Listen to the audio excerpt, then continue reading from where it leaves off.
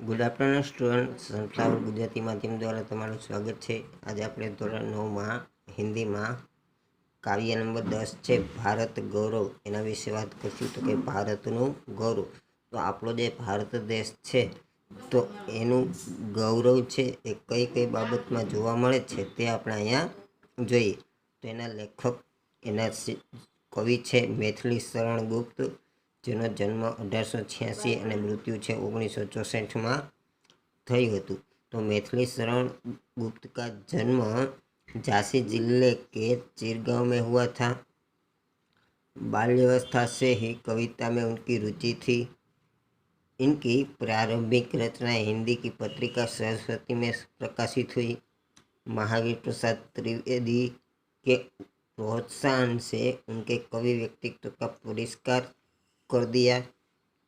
राम भक्ति में शराब और पारिवारिक संस्कारों ने उन्हें राम काव्य लिखने के लिए प्रोत्साहित किया और तत्कालीन राष्ट्रीय परिस्थितियों से प्रभावित होकर उनकी कविताओं में राष्ट्रीय चेतना और स्वदेश गौरव की गूंज सुनाई देने लगी। इसी के कारण ये राष्ट्र कवि के संबोधन से प्रसिद्ध हुए।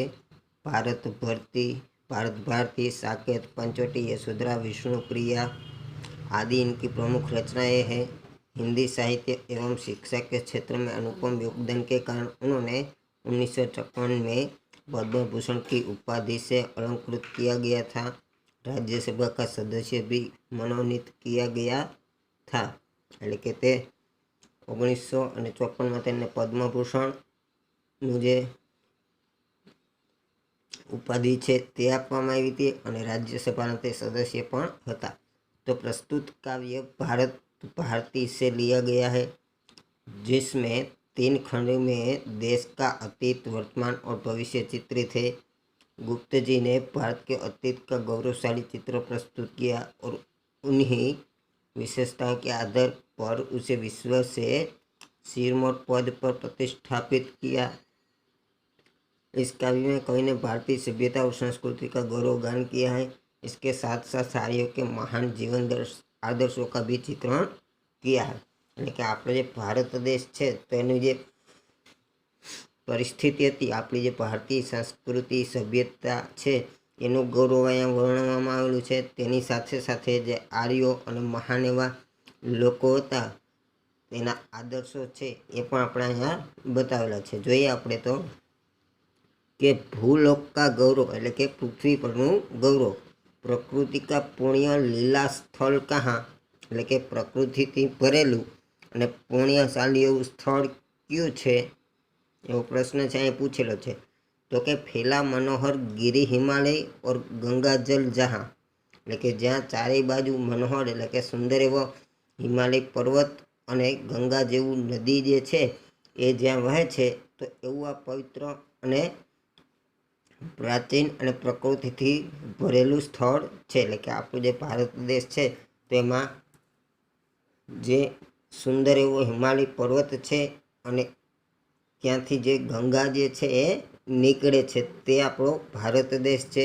તો સંપૂર્ણ દેશો से अधिक किस देश का उत्कर्ष है એટલે કે પ્રગતિ છે, એટલે કે બધા જ દેશો છે તો બધા જ દેશોમાં કયા દેશની એવી उन्नति है, प्रगति है। तो અહીં જવાબમાં આપ્યું છે તો उसका ही जो ऋषि भूमि है એટલે કે આપણો ભારત દેશ છે ઋષિઓનો દેશ છે।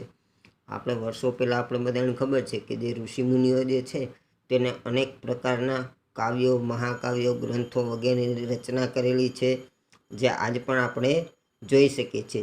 તો उसका ही जो ऋषि भूमि એટલે કે આ એ સ્થળ છે જ્યાં ઋષિઓની ભૂમિ તરીકે કહેવાય છે। વહ કોણ તો કે એ કોણ તો કે ભારત વર્ષ હોય એટલે કે એ ભારત વર્ષ છે એટલે કે આપણો આ ભારત દેશ છે। ત્યાર પછી કે હા વૃદ્ધ ભારત વર્ષ ही संसार का सिरमौर है એટલે કે હા એ કે આ જે વૃદ્ધ ભારત દેશ છે તો એ આ સંસારનો શિરમોર એટલે શું તો કે શ્રેષ્ઠ એટલે કે આ આપણો જે ભારત દેશ છે તો એ સંસારનો શ્રેષ્ઠ દેશ છે માનવામાં આવે છે। શા માટે તો કે ऐसा पुरातन देश कोई विश्व में क्या और है એટલે કે આવો પ્રાચીન દેશ છે એ વિશ્વમાં બીજે ક્યાંય જોવા મળે છે? તો આપણો જે ભારત દેશ છે સૌથી પ્રાચીન માનવામાં આવે છે। तो સૌથી प्राचीन देश क्यों? तो कि આપણો भारत देश। भगवान की बहुभूतियों का यह प्रथम भंडार है, એટલે કે જે ભગવાન છે તો એના સંસારનો વૈભવ છે એ જ આપણો આ ભારત દેશ છે। એટલે કે જ્યાં વિવિધ દેવી દેવતાઓ છે એણે પોતે જન્મ લીધા અને પોતે અનેક પ્રકારના કાર્યો છે એ કરેલા। तो આ ભગવાન કી ભભૂતિઓ કા યહ પ્રથમ ભંડાર है, એટલે કે જ્યાં બધા જ દેવી દેવતાઓ છે ને જન્મ લીધા છે। ત્યાર પછી શું કીધું કે વિધિ ને કિયા નર સૃષ્ટિ કા પહેલા યહી વિસ્તાર है, એટલે કે જે વિધાતા છે તો એણે સ્ત્રી અને પુરુષની જે સૃષ્ટિની રચના છે તો પહેલાં આપણા ભારત દેશમાં જ કરેલી હતી।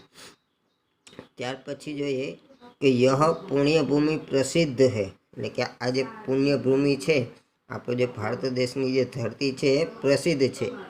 इसके निवासी आर्यो है, એટલે કે એના નિવાસી છે આર્ય। આર્ય એટલે કે જે આર્યભટ્ટ હતા તે। તો આના રહેનારા છે એ આર્ય લોકો છે, આર્ય જે જાતિ છે ને એ, બરાબર। विद्या कला गौरव सबके जो प्रथम आचार्य है, કે જે વિદ્યા કલા સૌંદર્ય આ બધાના આચાર્ય જે છે એ માનવામાં આવે છે। આપણે વિવિધ જે વિદ્યાઓ કલાઓ છે તો આપણા જે ઋષિમુનિઓ છે એના દ્વારા જ આપણને પ્રાપ્ત થયેલી છે। સંતાન ઉચકી આજ યદ્યપિ, એટલે કે એની સંતાન આજે પણ હમ અધોગતિ મેં પડે હે, એટલે કે આજે પણ અમે આવી દયનીય સ્થિતિમાં પણ એ છે પ્રાપ્ત કરી શકીએ છીએ। એટલે કે જે આપણે કલા સાહિત્ય કૌશલ્ય જે બધું પ્રાપ્ત થયું છે તો આજે પણ એના સંતાનો છે એ બધું સાહિત્ય છે પ્રાપ્ત કરી શકે છે। यह चिन्ह उनकी उच्चता के आज भी कुछ है खड़े, એટલે કે આજે પણ કે શું કીધું કે આ જે ચિહ્નો છે કલા કૌશલ્યના આ બધા જે ચિહ્નો છે તો એની ઉચ્ચતા એટલે કે એની ગુણવત્તા મહાનતા આજ પણ આપણા પાસે જોવા મળે છે। ये आर्य ही थे जो कभी अपने लिए जीते न थे, એટલે કે એ આર્ય જાતિ હતી કે જે ક્યારેય પોતાના માટે જીવતા ન હતા પરંતુ આખા ભારત દેશ માટે તે જીવતા હતા। ये स्वार्थ रथ हो मोह की मदिरा कभी पीते न थे, એટલે કે સ્વાર્થ થઈ એટલે એ લોકો આર્ય જે છે એ લોકો સ્વાર્થી થઈ અને પોતે ક્યારા માટે છે મદિરા એટલે કે એક પ્રકારનો શરાબ, તો એ ક્યારેય સ્વાર્થી થઈ અને પોતાના માટે મોહ માટે ક્યારેય શરાબ છે પીતા નહોતા।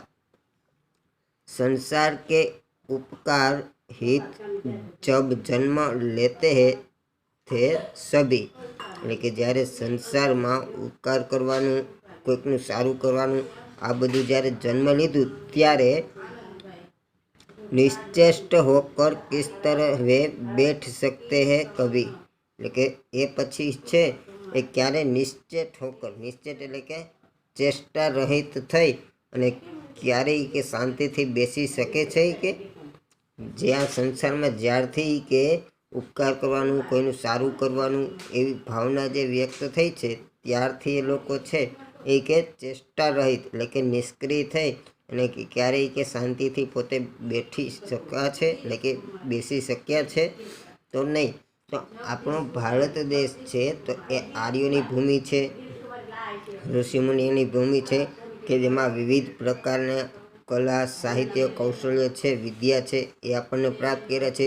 જુદા જુદા ઋષિમુનિઓ છે તો એના દ્વારા અનેક ગ્રંથોના નિર્માણ થયા છે। આપણી જે પ્રાચીન સંસ્કૃત ભાષા છે તો એમાંથી બધી જ ભાષાઓનો જન્મ થયો છે। તો આવી રીતે આપણો જે ભારત દેશ છે તો ભારત દેશની સર્વપ્રથમ શરૂઆત છે એ થઈ હતી અને ત્યાર પછી જ બીજા જે દેશો છે એની શરૂઆત થઈ હતી। તો આપણો ભારત દેશ છે સૌથી પ્રાચીન દેશ તરીકે ઓળખવામાં આવે છે। તો મિત્રો આ કાવ્ય છે અહીંયા પૂરું થાય છે, ત્યાર પછી આપણે આની PDF છે સેન્ડ કરી દઈશું। Thank you student.